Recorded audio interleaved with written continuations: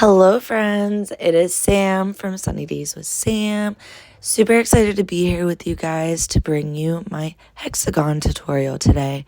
If any of you actively follow me on Instagram, TikTok, Facebook, Threads, or Pinterest, you know that I love making hexagon cardigans. They work up so fast. They're so diverse. You can style them in so many ways. You can also edit your basic hexagon and make it into different styles. Like I have a hexa shrug. I have multiple boleros, cropped hexagon cardigans. Today I'm just going to be showing you guys how to make the first few rows of a hexagon. I am using a 5mm hook. I have used anything up to a 10mm hook whenever I'm making my hexagon cardigans. And please excuse my nasally voice, guys. I have the cold right now. I am all stuffed up.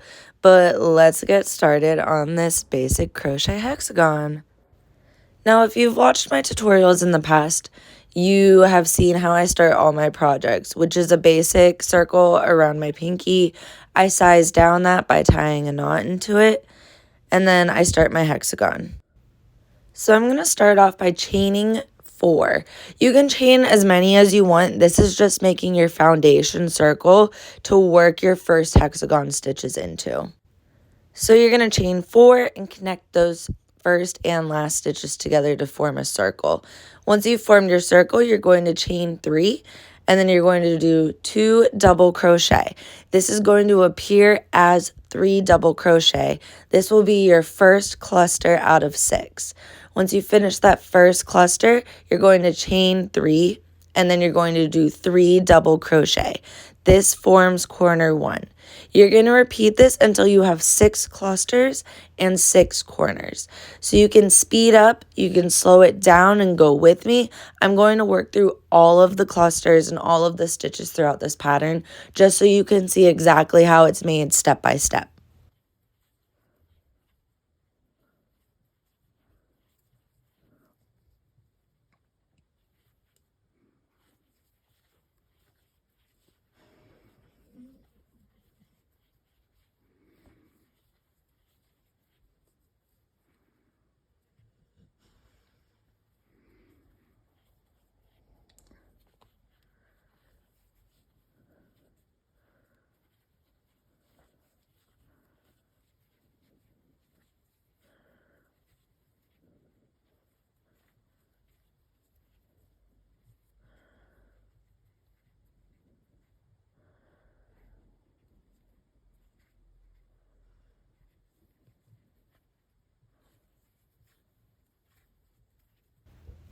Here we are finishing up that 6th cluster of 3 double crochet.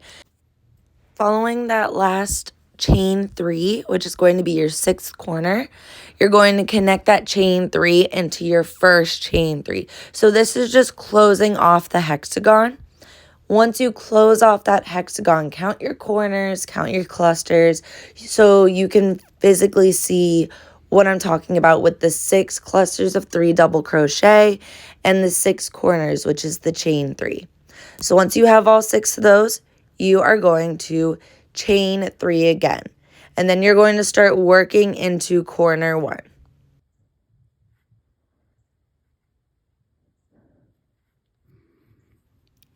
So here I am actively chaining 3. This is starting row 2 of your hexagon. So chain 3, and then you're going to insert 3 double crochet into that first corner. You're going to chain 3 again, and into that same chain 3, which is corner 1, you're going to insert 3 double crochet. And you're going to repeat this pattern for all 6 corners again. So corner 2, you're going to work 3 double crochet, chain 3, 3 double crochet into that chain 3 from corner 2. And like I said, you're just going to repeat this pattern for all 6 corners. So you can either speed me up to the next round, you can slow me down so you can see in detail a little bit better what I'm doing, or you can follow along with me.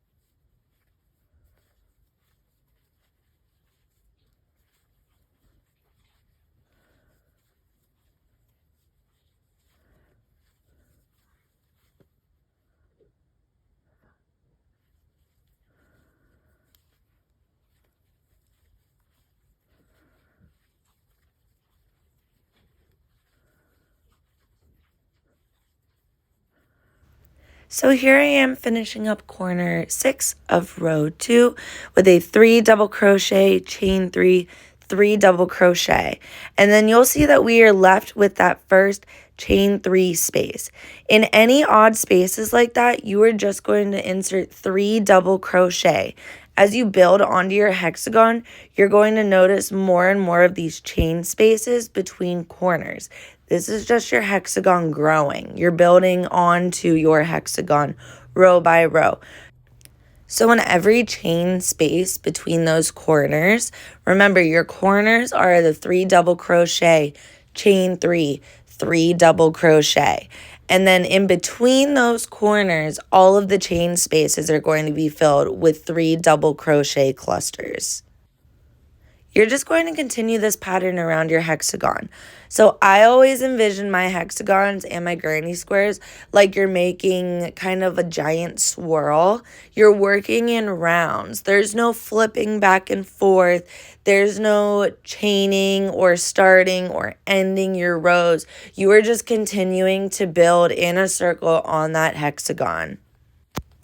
So for this tutorial, you're going to see me complete a total of 3 rows or rounds of this hexagon. If you would like your hexagon to be larger, you're just going to continue this pattern of the 3 double crochet clusters in between all corners. When you get to the corner, it's 3 double crochet, chain 3, 3 double crochet. You do not need to be adding the chain 3 at every 3 double crochet cluster that you insert into this hexagon. I've run into a lot of problems in the past with a few of my tutorials or a few of my patterns where people are adding those extra 3 double crochet chain 3s for every single cluster. And then you end up with more of a circle than a hexagon. So remember, when you're working along the sides, only insert 3 double crochet clusters. At the corners is where you're going to add that chain 3. So it'll be 3 double crochet, chain 3, 3 double crochet at the corners, and then you're going to work a variety of different 3 double crochets into the chain spaces across the sides. This is going to form your hexagon for you.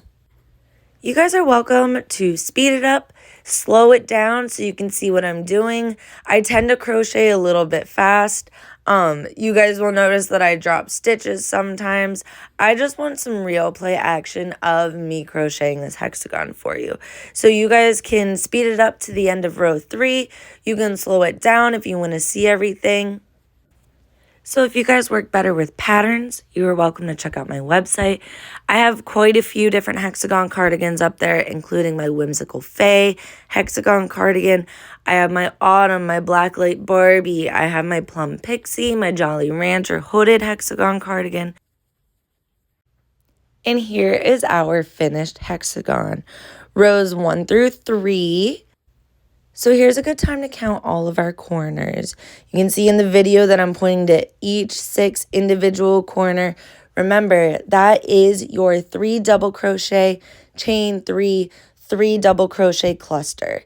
Now, a good way for me to count rows is I start in the center where you build those foundation stitches. So you can see me outlining the circle and then counting the rows. The way that I do this is I just count the 3 double crochet clusters going up the corner.